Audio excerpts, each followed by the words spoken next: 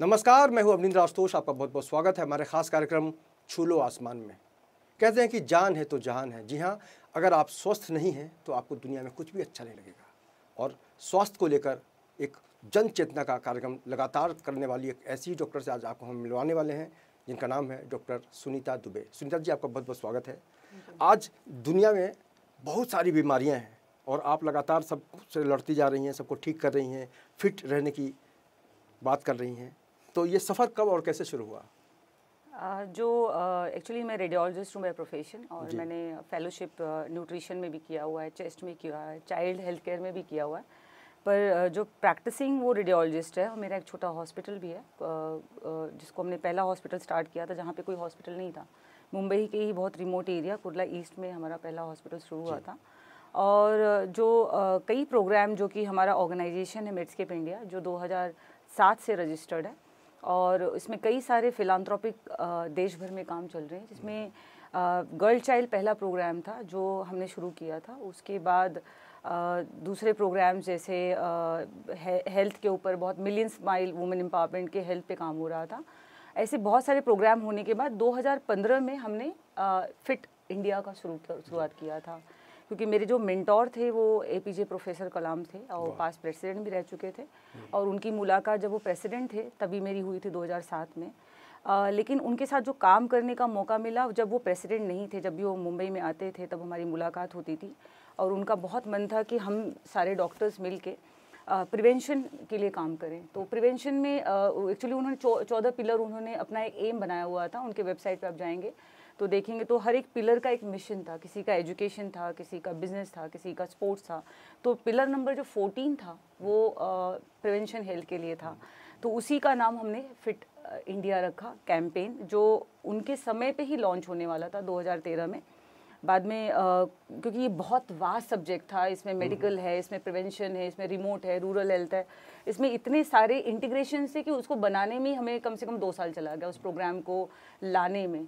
और इनफैक्ट ये 2015 में ही टीचर्स डे पे 2014 में ही टीचर्स डे पे लॉन्च होने वाला था। वो भी हमारे मुंबई में ही आके होने वाला था, लेकिन चीज़ें डिले हुई, वो भी नहीं रहे जी। तो 2015 में इसको पब्लिकली लाया गया, और उसमें जो उसकी 5 पिलर प्रोग्राम थे फिट इंडिया के, वो 1 बाय 1 शुरू हो गया। और कई साल तक ये इस वक्त कम से कम 17 स्टेट में ये काम चल रहा है इसका।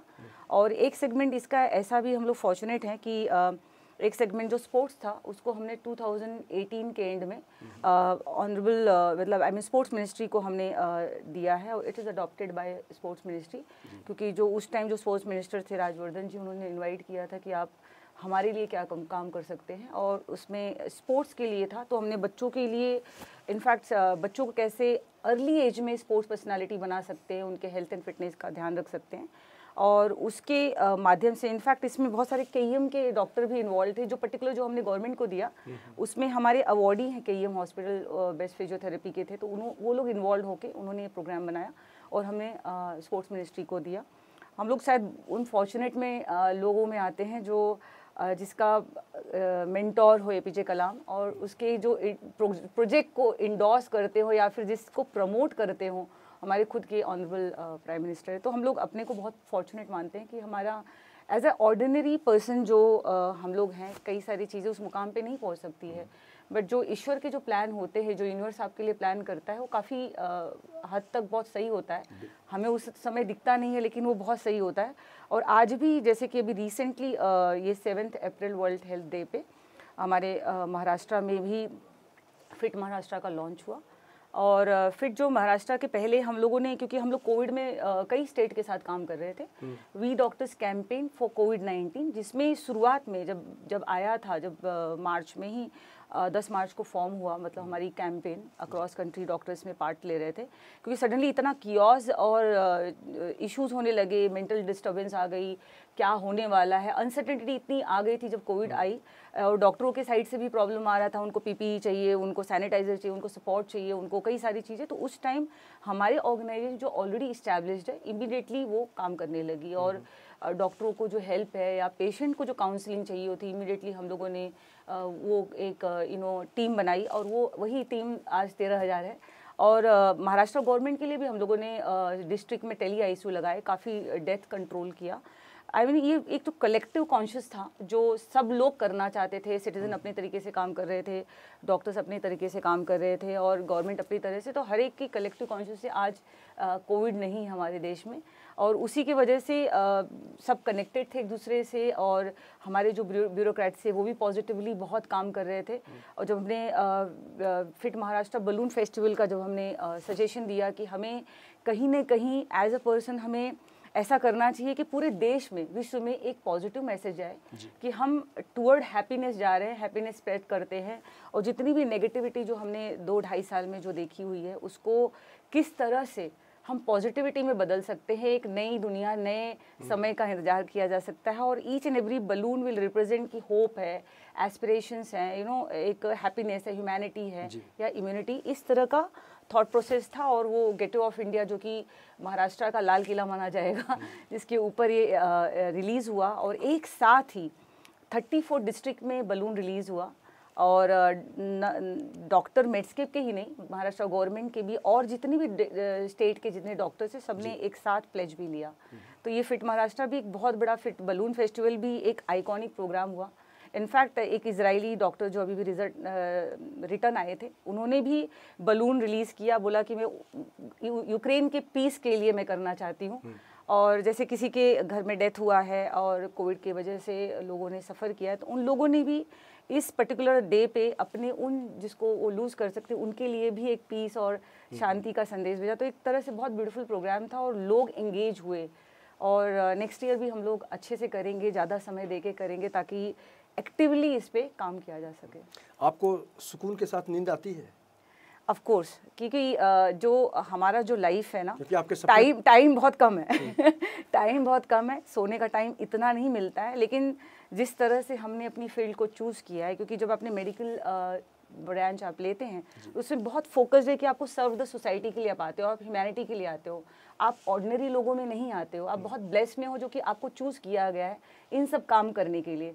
और उसी में जिस तरह से मेरा जो हमारे ऑर्गेनाइजेशन का जो अचीवमेंट हुआ है वो बहुत यूनिक माना जाएगा, क्योंकि ईश्वर आपको डे वन से उन सब चीज़ों के लिए तैयार कर रहा था जो आज आप कर रहे हो।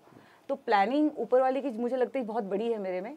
जैसे रेडियोलॉजी भी हम लोग इतना ज़्यादा यूज़ कर पा रहे हैं कि apart from sonography, CT scan, MRI और वुमेन रेडियोलॉजी जो मेरा स्पेशलाइजेशन है, उसके बियॉन्ड इसी रेडियोलॉजी को हम उन चीज़ों के लिए यूज़ कर रहे हैं जो टेक्नोलॉजी ड्रिवन है, फ्यूचरिस्टिक है, और आज डीप स्टडी AI जो भी होता है वो हम सब इम्प्लीमेंट कर पा रहे हैं अपने सारे कैंपेन में। तो मुझे लगता है कि एक तरह से जितनी भी डिग्री हमने उस टाइम ली है, ना सोच कर कि क्या होगा, किस चीज़ का कब उपयोग आएगा, जो भी काम कर रहे हैं, चाहे वो गर्ल चाइल्ड पे काम कर रहे हैं, चाहे वुमेन हेल्थ पे काम कर रहे हैं, या फिर आप ये फिट महाराष्ट्र या कैंपेन पे काम कर रहे हैं, सारे इस मिशन की तरफ जा रहे हैं कि आप बेटर कर पा रहे हैं, क्योंकि आपको ईश्वर ने उस तरह की स्किल दी हुई है। जी, जिस तरह से डॉक्टर कलाम ने कहा था कि सपने वो देखो जो आपको सोने ना दे, जिस तरह से आपको नींद आती है, अच्छी नींद आती है, इससे मैं समझा जा सकता कि आपके ख्वाब बहुत ज़्यादा पूरे हो रहे हैं। लेकिन अगर हम आम आदमी की बात करें, सुनीता जी, तो बहुत सारे लोग हैं जागरूक नहीं हेल्थ को लेकर, उनको क्या कहना चाहेंगी? जो हेल्थ है ना, सबसे इम्पॉर्टेंट चीज़ है, और इस कोविड में सबने ये समझ लिया कि अगर हेल्थ को हम इम्पोर्टेंस नहीं देंगे, हमारी लाइफस्टाइल या हमारे कोई भी काम जो हम एम विश करते हैं वो पूरे नहीं होंगे। क्योंकि इस 2.5 साल में हमें बहुत क्लियरली पता चला कि हेल्थ आपकी सबसे, और ये छोटे छोटे करेक्शंस हैं, ऐसे बहुत बड़ी चीज़ें नहीं करनी है। आज पहली तो आपकी लाइफस्टाइल, खाने पीने का टाइम है, सोने का टाइम है, आपके काम करने का टाइम है, आपके कोई मिशन विजन उसके ऊपर स्ट्रक्चर बनाने का काम है, ये सब हमें खुद ही करनी होगी। और कभी भी जो हेल्थ होता है ये खुद के ही माइंडसेट से होता है, तो आपको अपने माइंडसेट पे सर्जिकल करेक्शन करनी पड़ेगी जो आपको हेल्दी रख सके। और सबके जेनेटिकली लोग अलग अलग होते हैं और सबकी रिक्वायरमेंट, और हम कहीं ना कहीं जाने अनजाने में अपने आप के बॉडी को क्या अच्छा लगता है, क्या तकलीफ देने वाला है, वो एक तरह का एक हिंट आता ही, आप बीमार होने वाले हो या समझो आपको ब्रेस्ट कैंसर है या आपको कोई भी बीमारी, वो आपको हिंट देती है। तो आपको अपने आप को इतना सेंसिटाइज करना है अपने आप के बारे में जिससे आप यूज़ कर सको आपके अर्ली डिटेक्शन बीमारियों को, और सही टाइम पे डिटेक्शन, सही टाइम पे ट्रीटमेंट, सही टाइम पे प्रिवेंटिव केयर करना, ये हर एक इंसान का आई फील रिस्पॉन्सिबिलिटी है। एक बच्चा जब नाराज़ हो जाता है तो घर परिवार मिलकर या फिर कहीं ना कहीं से उसे खिलौना दिया जाता है ताकि वो खुश हो सके। एक डॉक्टर तब खुश होता है जब पेशेंट कोई ठीक हो जाता है।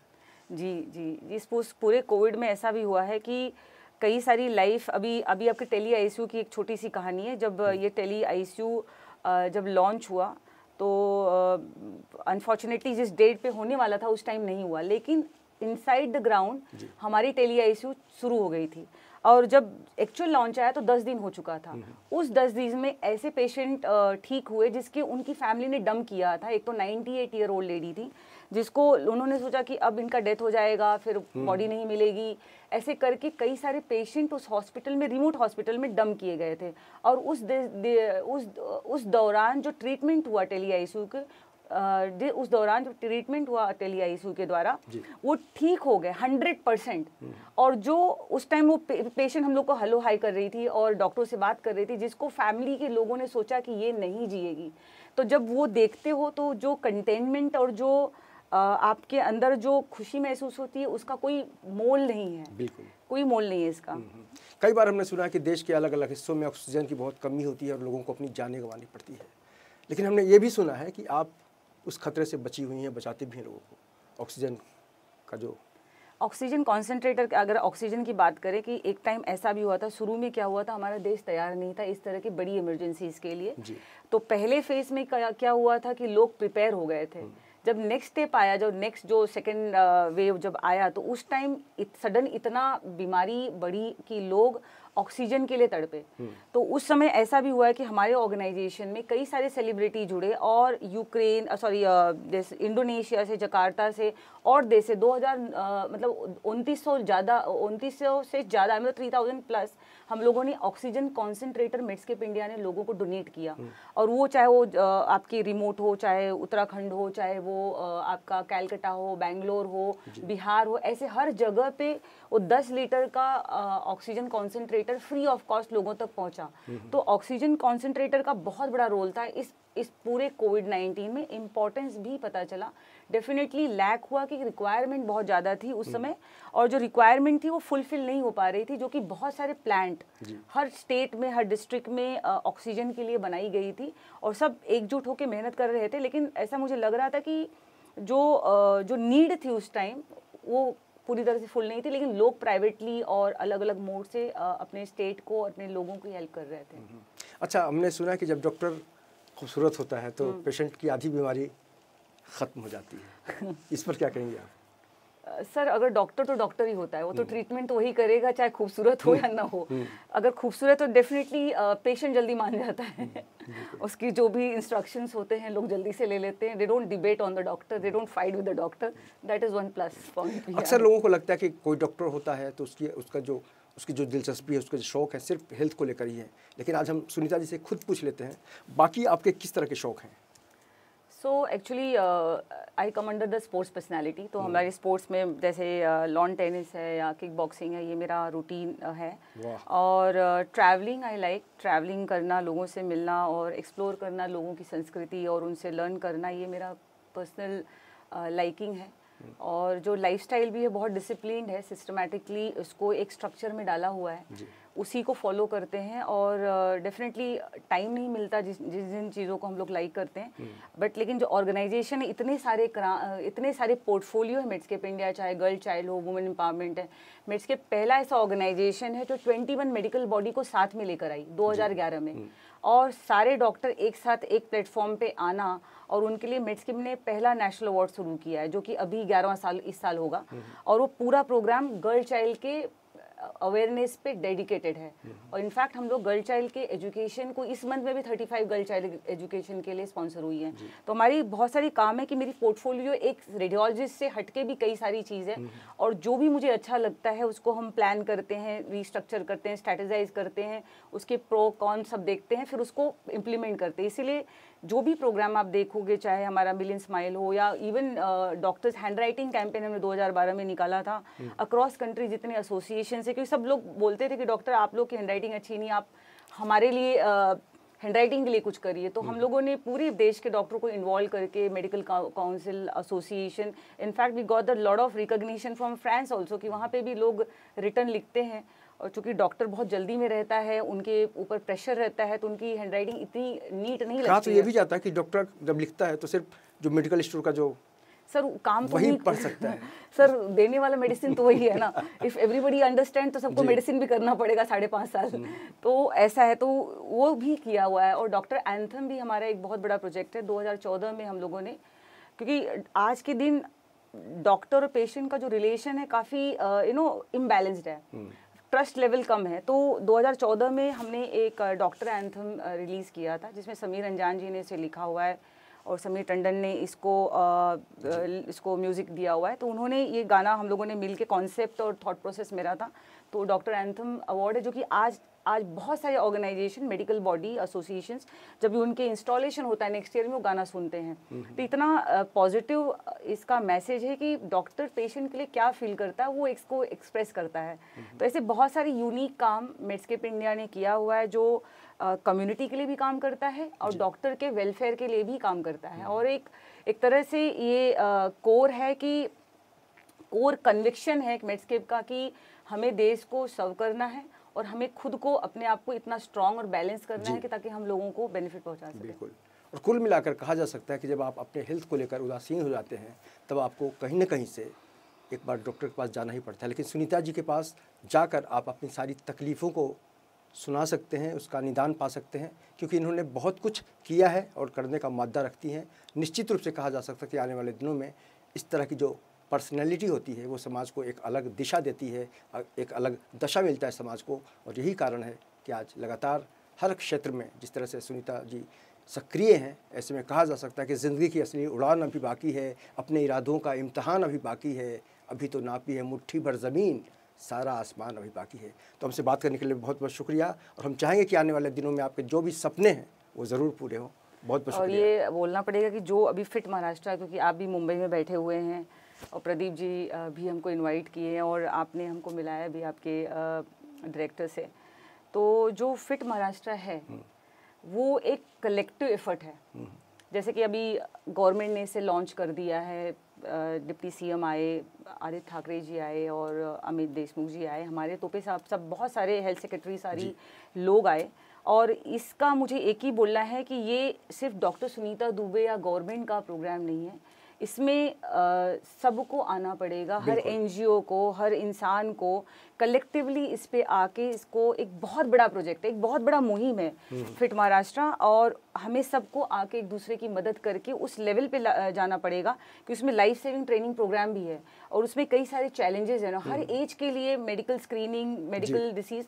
तो मेरा ये मानना है कि आपके माध्यम से ये बोला कि इवन जो हमारे ब्यूरोक्रेटिक जो ऑफिसर्स भी हैं, उनको भी इसको डिले न करके एक्टिवली सपोर्ट करना चाहिए, क्योंकि पहली बार डॉक्टर सामने से गवर्नमेंट के साथ अलाइन करके पूरे महाराष्ट्र के लिए काम करना चाहता है। और हमें हर इंसान को हर साथ में मिलके इसको एक्टिवेट करके इसका एंड गोल देखना है कि हमें फिट महाराष्ट्र, हम फिट महाराष्ट्र बोलते हैं, उसका एक बहुत बड़ा इंपॉर्टेंस है। ये पूरी शिवाजी पे आधारित है कि किस तरह शिवाजी, जैसे अब राजा देखते हैं किसी का पेट निकला हुआ है, कोई ऐसे अनहेल्दी से देखते हैं, पर शिवाजी एक ऐसे महाराज थे जो बहुत फिट थे, एक्टिव थे और एकदम से उनकी जो लाइफस्टाइल थी बहुत इंस्पायरिंग थे। फोर्ट पे जाते थे, पेड़ों पे चढ़ जाते थे और उनके लाइफस्टाइल का जो है, तो पूरा फिट महाराष्ट्र एक्चुअली शिवाजी पे समर्पित है।